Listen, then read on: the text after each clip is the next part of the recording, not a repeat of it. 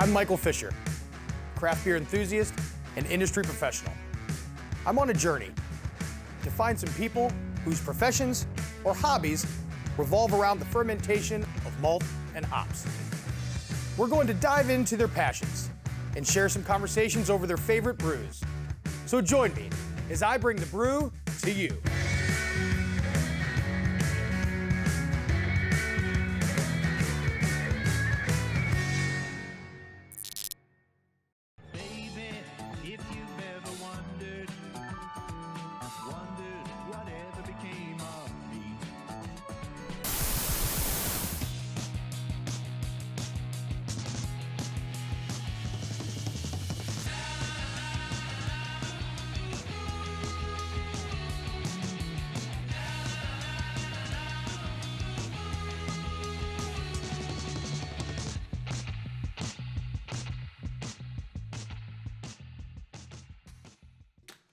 Welcome back to Brew To You.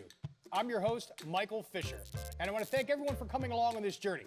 Kicking off season 2, our guest represents a brand whose entire identity is based around the concept of going coast to coast. My guest today is Del Hall, the sales director for 50 West Brewing Company here in Cincinnati, perhaps more famously known as the Ohio Beer Fasting Man.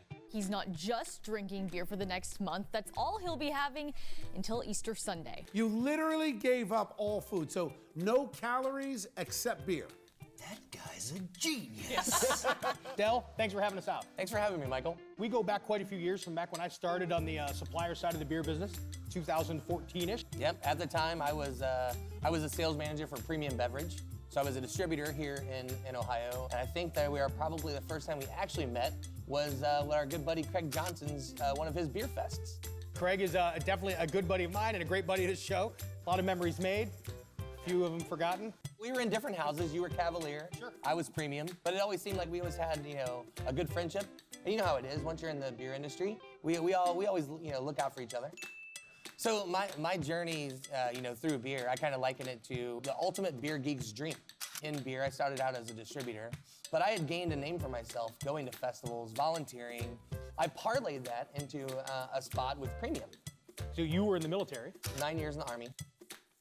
Went to Ohio State, traveled around and just was a beer geek. So when we talk about the beers that I chose today, I chose the beers that I think exemplify that beer geek journey.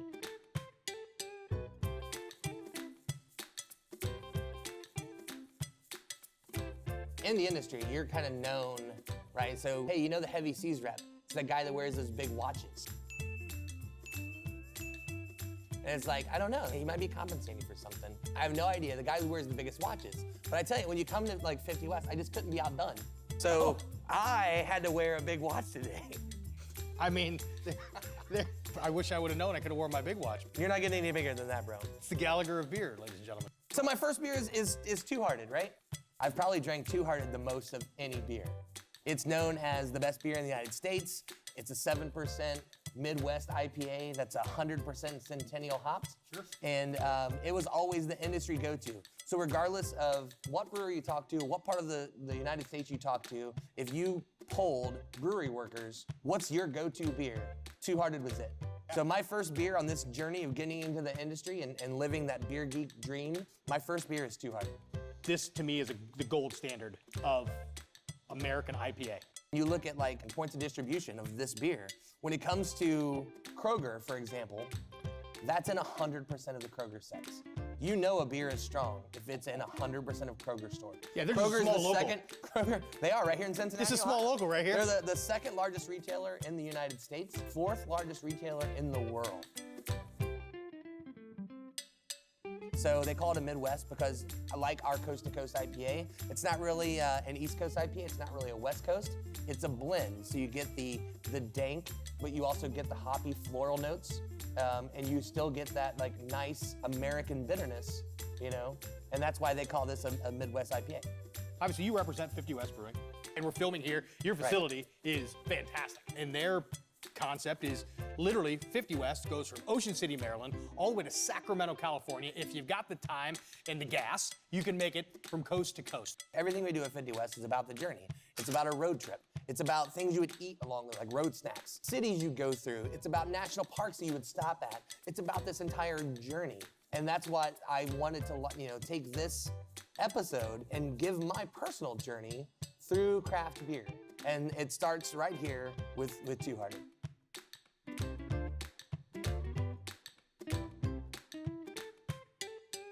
So moving into beer number 2, clearly one of the themes of this, and one of the theme or the underlying thing of 50 West is the journey. But you had a recent beer journey that the world took a ride on with you, and that was, hence you're known as the Ohio Beer Fasting Man. Yeah. You did 46 days, and the only thing you consumed outside of water, coffee, Oh yeah, black coffee. was beer. No artificial sweeteners either. Did you take vitamins? Yes. My Okay. doctor made me take a multivitamin every day. Okay, but outside of the multivitamin, Yep. water, black coffee, Yep. the only thing you consumed for 46 days was beer. So when it comes to like my beer fast, people always want to say like, Del, why did you do it? When you get into the beer industry, you start learning these anecdotes about beer and why different styles of beer have a different story to them. And one you always hear about is Doppelbock, right? So Doppelbock is a double bock brewed in Germany. And basically it was the beer that the monks in the 1600s brewed in order to sustain themselves through Lent. So these monks in Bavaria were so hardcore that they would take and not eat for 46 days to show how devout they were. So they would make liquid bread, which was their Doppelbock. I threw an homage to the Doppelbocks of the world, like the Salvatore, the Celebrator, but it's not my jam, right? It's a big, hearty beer, a lot of alcohol, little protein content. What I went to a lot was, because it was the season and they were readily available, were stouts. You're not eating, so you needed something to fill you up. This was way back. This was probably like 2009. I stopped in Jackie O's and I was sitting at the bar and I was talking to the guy sitting next to me, and I was telling him about, I just started home brewing. I was trying to brew this big beer and it really didn't attenuate out. And he said, hold on a second, come with me. The guy takes me next door with a little brew pub, pours a growler of their house yeast and hands it to me and says, take this home with you, pitch this in your carboy, and I guarantee you that it'll ferment out if you pitch this in there. That guy was Brad Clark. Okay. Brad Clark was the head brewer and one of the founders of Jackie O's in Athens. And from that day on, I was a huge fanboy of Jackie O's. Actually, to this day, I count BC as one of my greatest industry friends. So beer number 2 is Bourbon Barrel Aged Dark Apparition by Jackie O's. This is an 11.5% Russian Imperial Stout that's bourbon barrel aged. So this beer is from 2014. When it comes to barrel aging beers, Jackie O's is known as one of the best in the world. From here, You can smell the barrel character. I'm getting that it's that high ABV aged quality that I'm getting, that stone fruit, that dark fruit, that raisiny prune quality that's coming through. It's got a distinct house yeast character. The raisin, the dark fruit that comes through is, I think, extremely apparent in the nose, but nice and gentle in the mouth. The term ages like a fine wine, I think pales in comparison to truly aging like a fine craft beer. Yeah.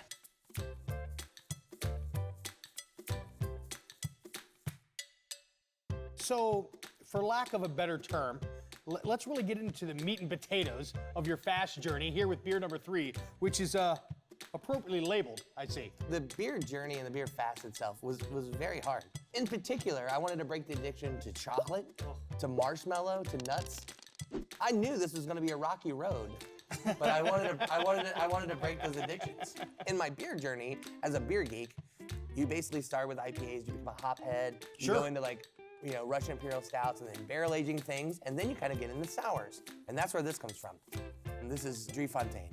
So this is an Oud Goose. Goose is a lambic product from Belgium. So this is a low ABV spontaneous wild ale. So this was fermented in cool ships in open fermentation, and they use the natural yeast from the air and the terroir of the brewery to actually start the fermentation process of this. And this is actually a very special Drie Fontein. This is actually called the Armand and Gaston. Armand is the current blender and brewer at Drie. His father was Gaston. So this is a product that they both agreed on, and they kind of come up with their own blend. So this is a fresh blend. You normally pour it on its side like this because you have the dregs and the sediment that get to the end of it. Sure. right? And they're perfectly fine to drink if you end up drinking the sediment on a goose. This particular beer was actually brewed and blended at Dre Fontana. The Russian Imperial Stout we did Sure. was 5 years old. If you look at a goose, it will tell you that this was bottled in 2018, and it's best before 2038. So just a few, 20 years. 20 years. Right now, Dre is the top of the mark.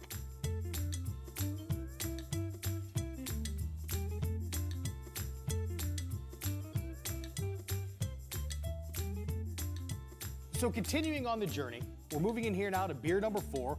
This is 10 and 2 barley wine. This is our most award-winning beer. This is what's known as the best barley wine in the world. For a 3-year stint, we won gold at World Beer Cup, gold at the Great American Beer Festival, and then silver at World Beer Cup with this one beer. A lot of people don't know exactly what a barley wine is because it's a beer style that's a little old. It's a vintage style. It says wine in it, and that kind of throws people off. Right. Basically, a barley wine is, if you break that word down, the basis of beer is barley, right? And it's got so much alcohol in it that it's like a wine, Right. Right? I mean, that's the basis of it. It's going to be medium color. It can be a little dark, but you should never really roast a barley wine. But this one is 12.5%. This is a 2017 vintage, and it's the beer that we're most proud of at 50 West. And so Remus's Revenge, that is a series of beers? It is. So basically, our barrel aging series is called Remus Revenge. So at 50 West, our original building across the street was built in 1827. Over the years, there's a lot of different things that inhabited that building. Abraham Lincoln slept there when it was a roadhouse. It was an illegal gambling joint. It was a speakeasy. And it was also the East Side headquarters of George Remus, who's known as King of the Bootleggers. So we tied in our heritage and our history at 50 West to George Remus. In fact, the number one question that I get about 50 West is, hey, why are you called 50 West? Because George Remus said the number one way to make money during Prohibition was to distill liquor in Cincinnati, Ohio, and take 50 West. So we took that blurb, cut off the 50 West, and that's why our brewery is called 50 West. So tell me a little bit about this particular beer. You're gonna smell that barrel character. You're gonna get some vanilla.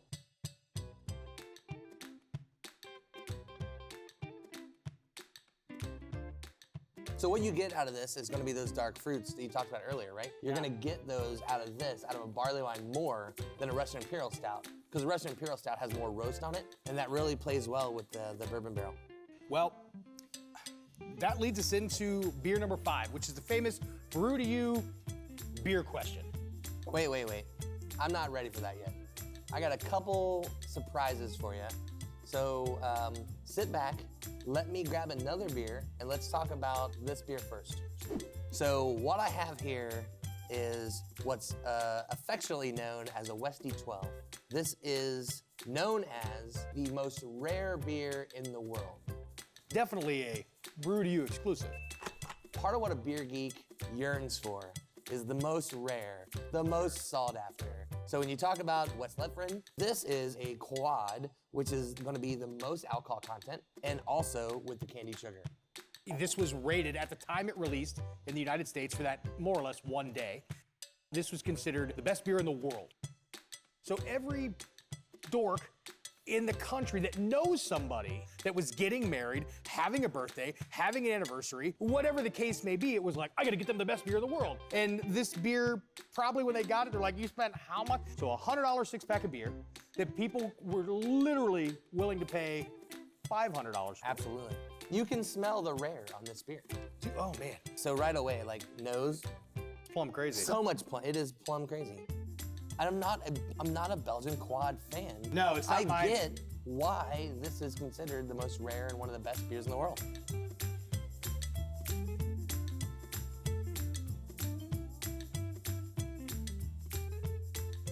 The 5th beer is kind of my unique beer question. Your story has been so interesting as the Ohio beer fasting man. So my thought was, what was the beer style that was your go-to beer style during the fast? What I drank most of was IPA. So I drank a lot of Coast to Coast, a lot of our New England style IPAs. It's a beer that's, normally it's gonna have a good amount of alcohol, which means a good amount of sugar, which means a good amount of carbohydrates, which gave me a lot of energy. When you're not eating anything, to have a boost of an influx of carbohydrates, you could feel it. It was like taking a multivitamin. So to round out this beer journey that I'm on, the last beer that I wanted to talk about was Stuck in Amarillo. So my best friends own a brewery in Dayton, Ohio called Branch and Bone. So Brett Smith, John Joyce, and Kerm Kringle own this brewery. And back in the day, we were just a bunch of beer geeks talking about home brews and being in homebrew clubs. So Brett Smith, the head brewer there and co-founder, is a big honey advocate. We have a really cool honey grower, is basically what you would call them, but it's a honey, like a farm, right? In Jamestown, Ohio, which is outside of Dayton. And we ended up sourcing all the honey for this beer out of that. That's got El Dorado, Amarillo, and dry hop with Citra. So this is like the beer geeks beer, and that's why I chose this as my 5th beer. I'm getting a lot of like big citrus fruits. Oh, absolutely. I mean, what was how many pounds of honey or buckets or gallons or? That I don't know. How many bears? Well, that about wraps it up for this round. I want to thank Dell for having us out to 50 West. Dell, tell all the fans where they can find you on social media. So you can just Google me nowadays, right? So just Google Dell Hall.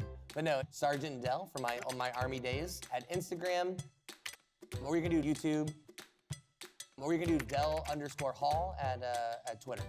Well, Dell, thanks again for having me out. It's been an excellent day here at 50 West. Special shout out to 50 West. Thanks for hosting us here today. We appreciate you. We'll catch you on the next round of Brew to You. Cheers. Baby.